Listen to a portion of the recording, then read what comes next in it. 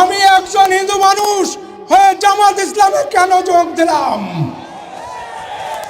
এই দেশে একমাত্র হিন্দু মুসলমান সবাই এই জামাত ইসলামের কাছে সুরক্ষা থাকবে। আর এখানে আছে আবুল কালাম আজাদ ভাই। এই আবুল কালাম আজাদ ভাইকে আপনারা আগামীতে এমপি করতে পারলে আপনাদের যে কোনো সমস্যা আছে সেই সমস্যা সে নির্মূল করবে।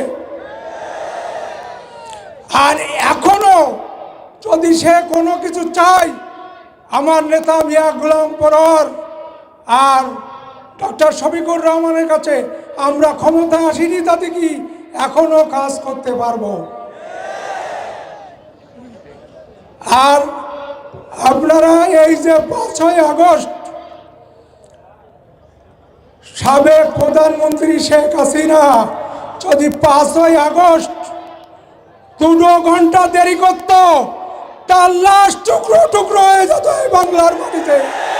ফ্যাসিবাদ সরকারের স্থান এ দেশে আর হবে না। অমুক আসবে তমুক আসবে, কেউ আসবে না। আজকে কর্মী সম্মেলনের মঞ্চে উপবিষ্ট সম্মানিত সভাপতি, বাংলাদেশ জামাতে আমির ডক্টর শফিকুর রহমান সহ সকল জামাত শিবিরের নেতৃবৃন্দকে আমি আদাব এবং সনাতন ধর্মাবলম্বী সকলকে আমি নমস্কার দিয়ে আমার সংক্ষিপ্ত বক্তব্য শুরু করছি।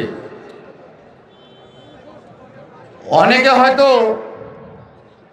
মন্তব্য করছেন যে হঠাৎ করে আমি গাইবান্ধা জেলায় সনাতন ধর্মাবলম্বী এখানে এসেছি বক্তব্য দেওয়ার জন্য, হয়তো আশ্চর্য বোধ করতেছেন।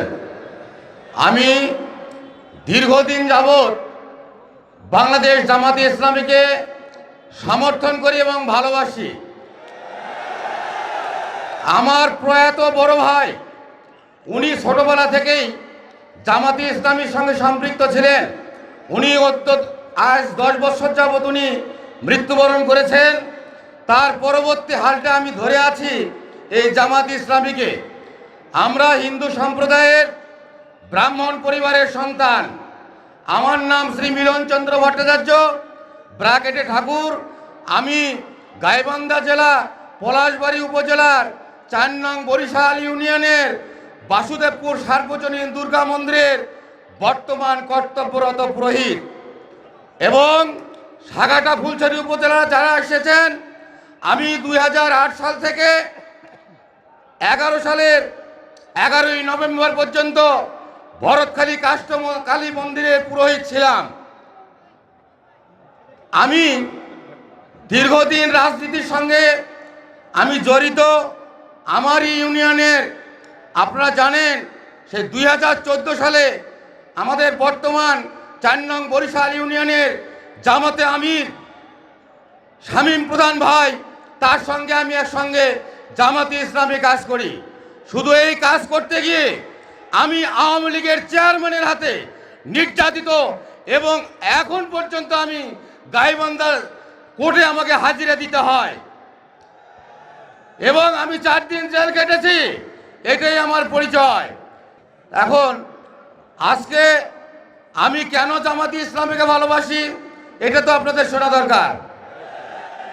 আমি একটি জিনিস জানি যে আমরা হইলাম ধর্মযাজক।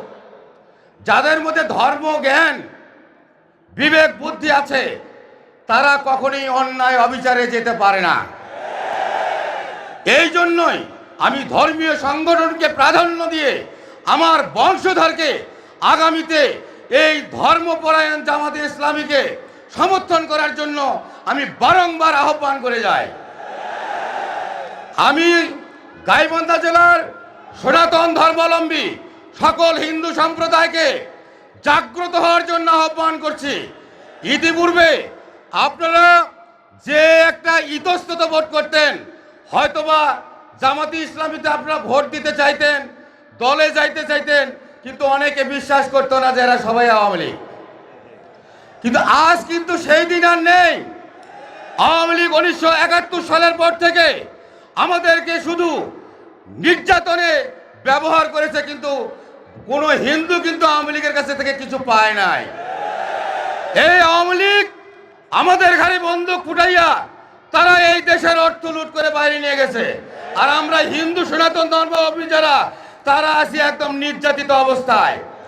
আপনারা জানেন, আমি হিন্দু সনাতন ধর্মাবলম্বীকে অবগত করতে চাই, এতই যদি আমাদের হিন্দু সম্প্রদায়কে আওয়ামী লীগ ভালোবেসে থাকে, এই 2014 থেকে 17 সাল পর্যন্ত অর্ধ শতাধিক মন্দিরের পুরোহিতকে হত্যা করা হয়েছে।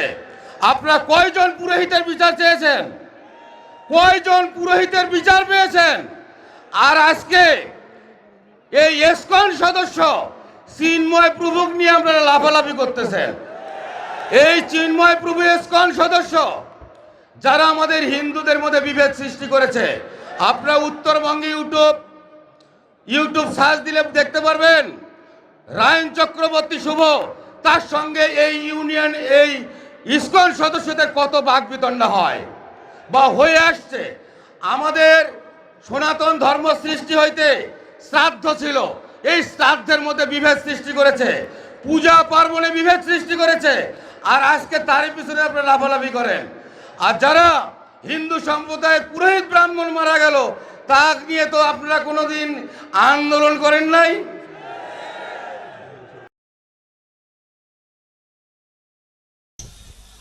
আজকের এই বিশাল সমাবেশ দেখে মনে হয় ধর্মপ্রাণ মানুষের মধ্যে এক জাগরণ এসেছে। আমি আপনাদের সবাইকে বিনম্র শ্রদ্ধা জানাই এবং আমি বিশ্বাস করি আমার এই বাংলাদেশ হিন্দু, মুসলমান, বৌদ্ধ, খ্রিস্টানের বাংলাদেশ।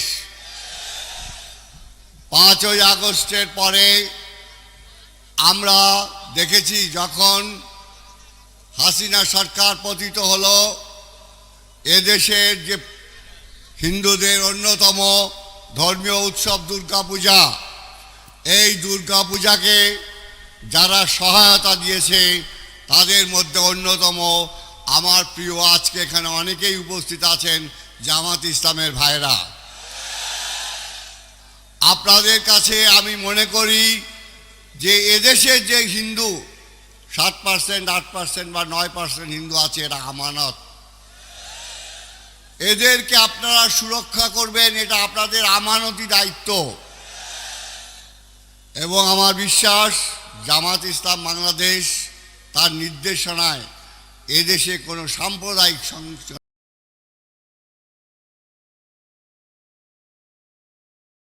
আমি ধন্য, আমি কথা বলার মতো শক্তি হারিয়ে ফেলেছি প্রায়। আমার শফিকুল স্যার গুড়া শহীদ ময়দানে উপস্থিত হয়, এতগুলো লোক স্যারের আগমনে উপস্থিত হয়েছে, এই কথাটা, এই দৃষ্টিটা আমাকে পাগলের মতো করে দিয়েছে। প্রিয় উপস্থিতি, আপনারা মুসলমান, আমি হিন্দু।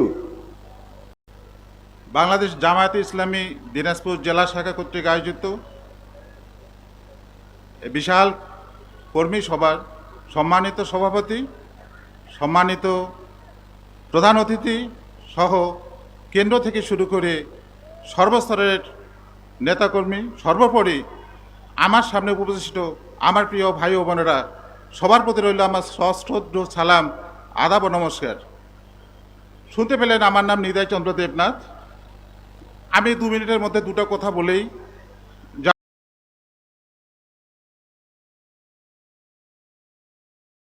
মঞ্চে উপস্থিত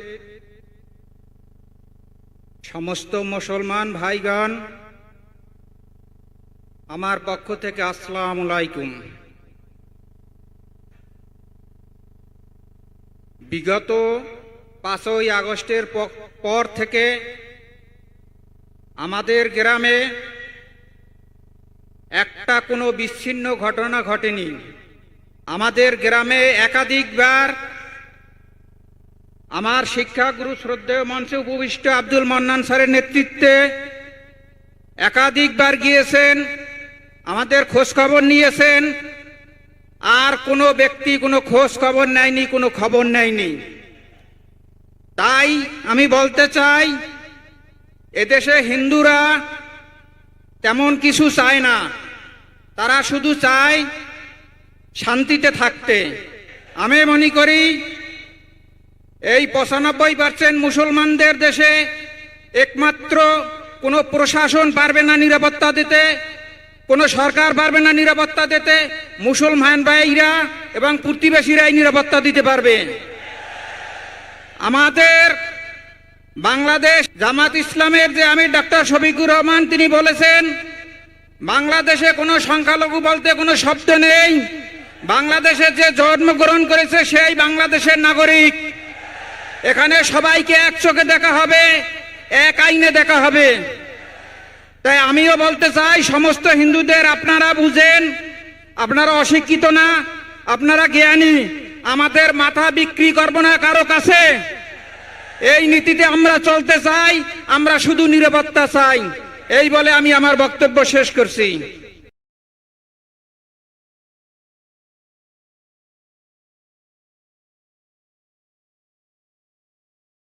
মাগুরা জেলার এই কর্মী সম্মেলনের সম্মানিত সভাপতি, আমাদের প্রধান অতিথি সহ সর্বস্তরের সকল নেতৃত্ববৃন্দকে জানাই আমার সংগ্রামী শুভেচ্ছা।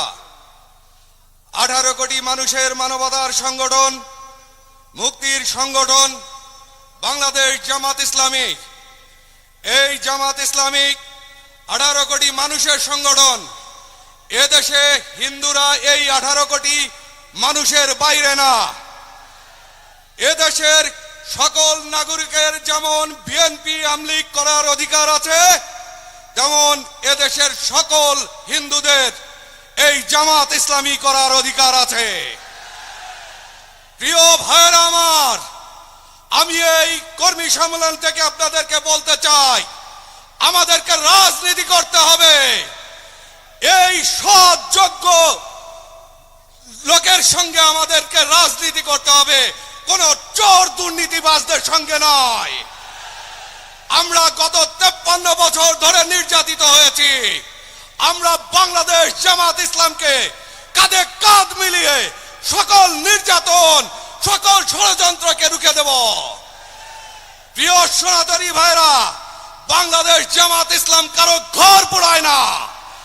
প্রিয় ভাইরা, আমাদের জামাত ইসলামী কারো ব্যবসা প্রতিষ্ঠানে আগুন দেয় না, কোন উপাসনালয় আঘাত করে না। প্রিয় ভাইরা, বাংলাদেশ জামাত ইসলাম সকল দুয়ার খুলে দিয়েছে, আপনাদেরকেও সকল দুয়ার খুলে দিয়ে তার সঙ্গে কাঁধে কাঁধ মিলিয়ে আপনাদেরকে জান মাল ইজ্জতের নিরাপত্তা সুনিশ্চিত করতে হবে। সবাইকে ধন্যবাদ।